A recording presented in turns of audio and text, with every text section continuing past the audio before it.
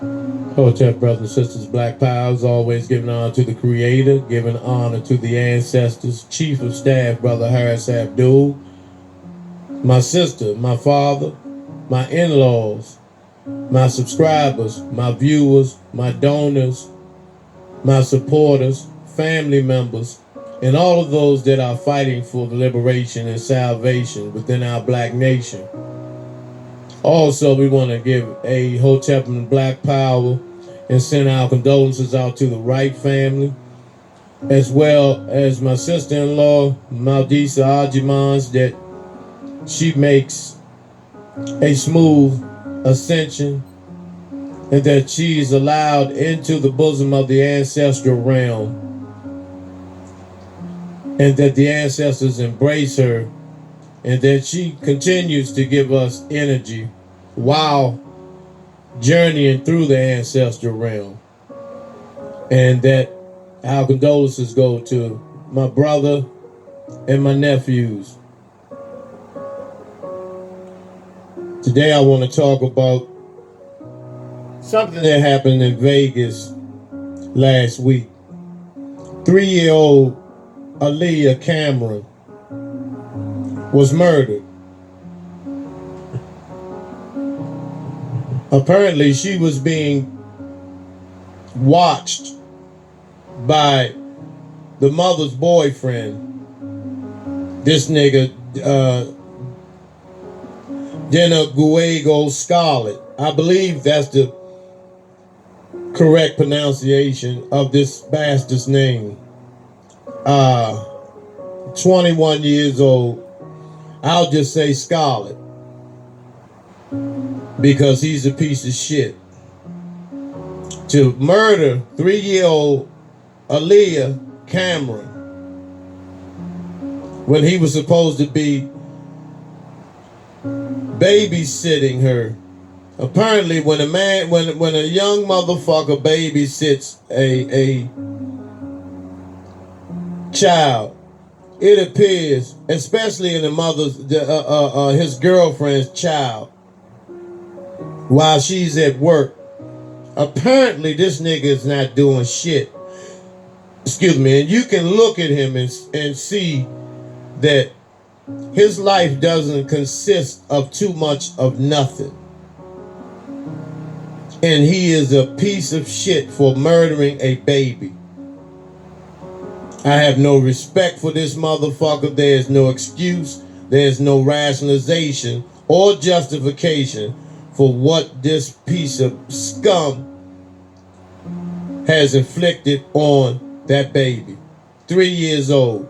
What could she have possibly done to aggravate or irritate him to the point where her life had to be taken?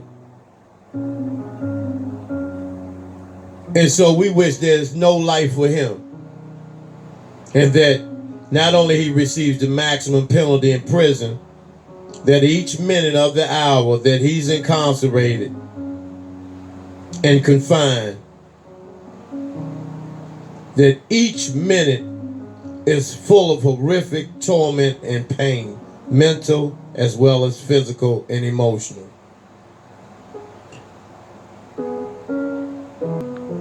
And this is what I want to talk about today, is mental health in the black community. You know, which is the silent killer in the black community. Now, let me ask you all this question. For those who think that they don't have an issue with mental health, it's as simple as this. If you don't think, or if you think that the white man will one day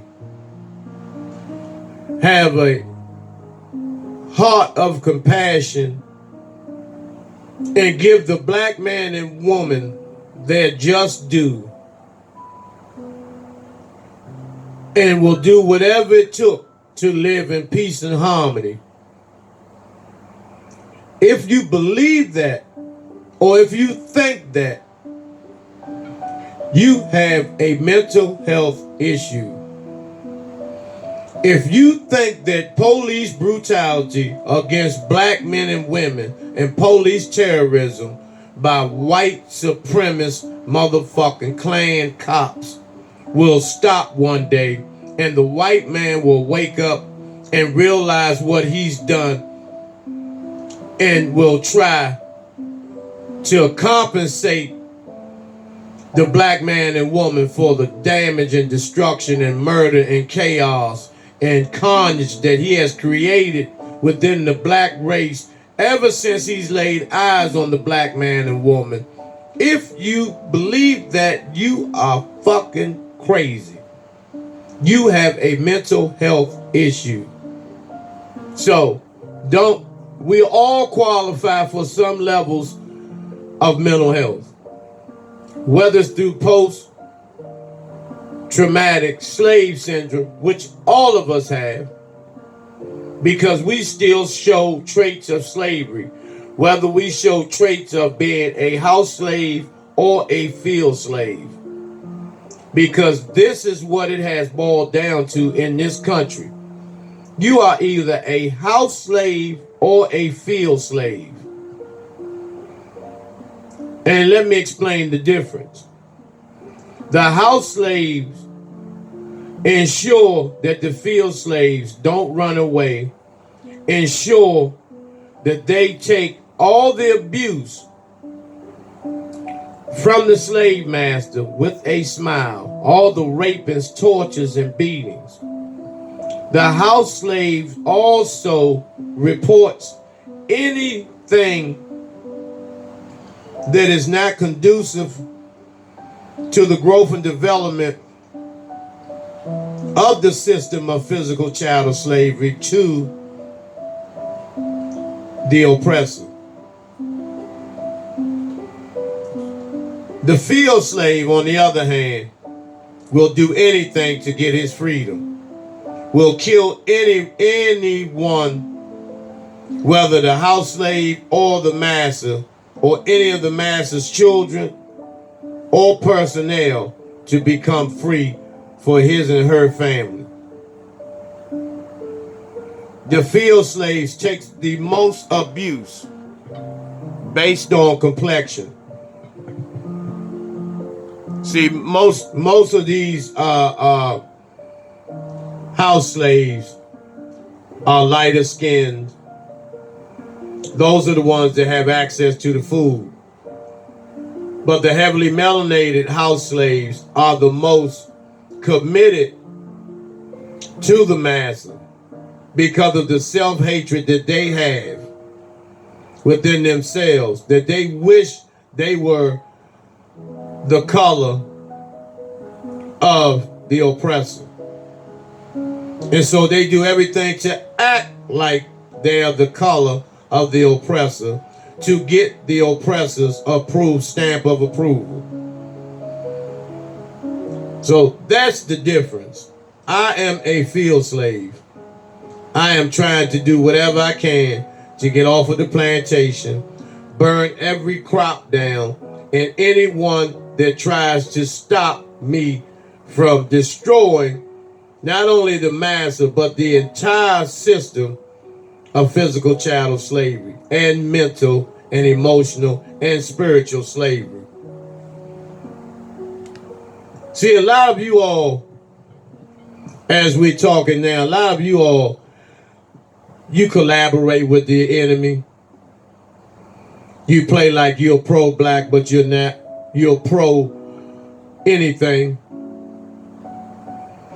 You say the things that the green and the naive black people, the black slaves, you say those things, you use these profound words and pretend like you're so politically and socially educated. But compared to someone who is politically and socially illiterate, you appear to be a genius to them. Not knowing you sit side by side with the oppressor. You break bread with the oppressor. You never say anything against the oppressor. And you've all heard some of these brothers and sisters on social media. They're portrayed to be like they're pro-black and, you know, they're pan-Africanist and they're so radical. But they will never say anything against white supremacy, because that's not what they're about for real. They just want you to think that. And they assist white supremacy engaging on who's a revolutionary, who's a radical, who's a black supremacist.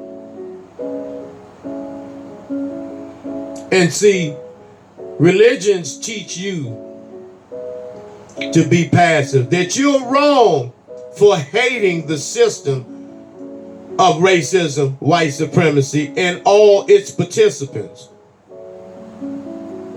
And so they try to make you feel bad when you say you hate white supremacists and all its members. That's how you know who's a real enemy to our people, who's a traitor, and who is a straight up G.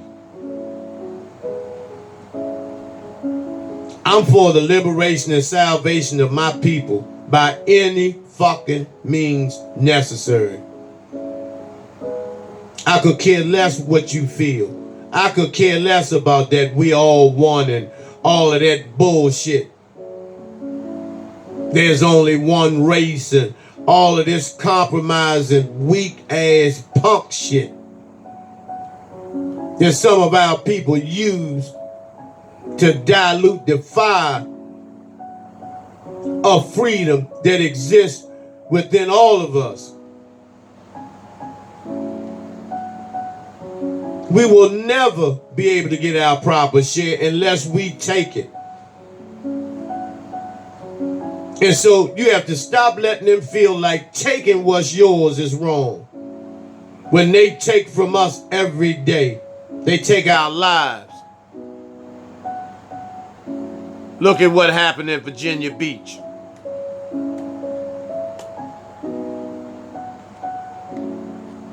That brother was murdered. But let me repeat the things that I was saying as far as what we need to do as a people. The bullshit has to stop. The bullshit has to stop. We have to stop supporting death styles.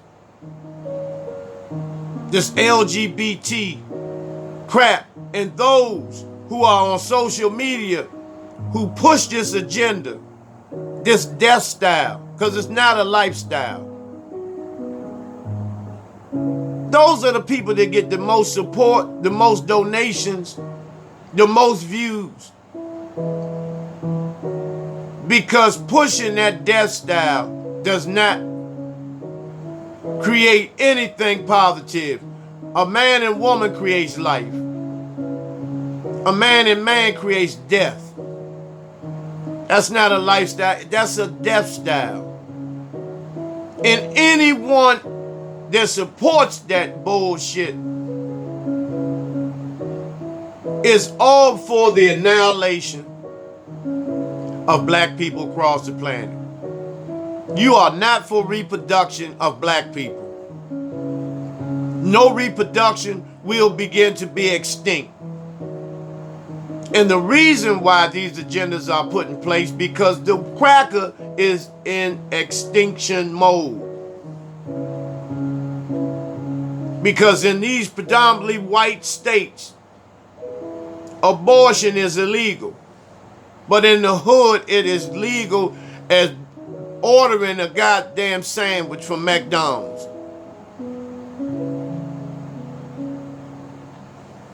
Because they want to annihilate the black man and woman. And those who support this LGBT shit, you are down with the destruction of your people. Every abortion, the blood is on your fucking hands. And there is a price that you're going to have to pay for that. This is no mystery. This is no religion. This is just straight fucking karma. Why does someone go to jail for shooting somebody, but you don't go to jail for murdering and setting an infant on fire in your fucking stomach? Murder is murder.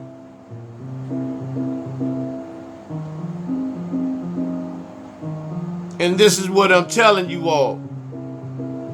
You know, Black Lives Matter and all of these fucking cliques are funded and supported and backed by LGBT movements. And the devil is writing the biggest check for them, George Soros.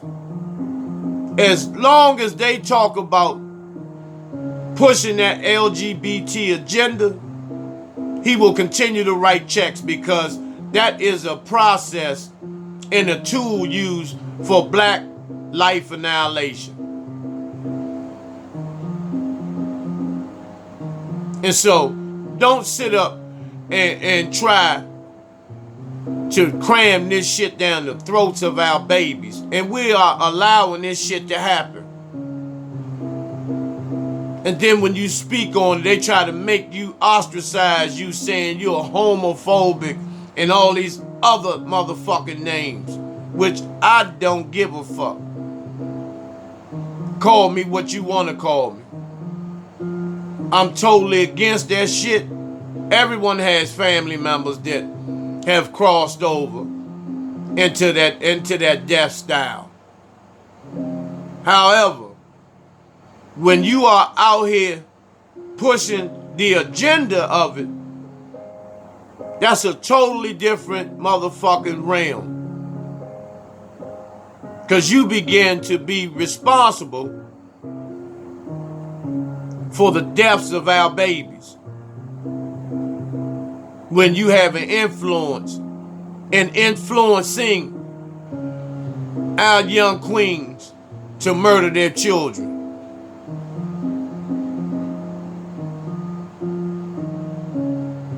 So, healthcare is important.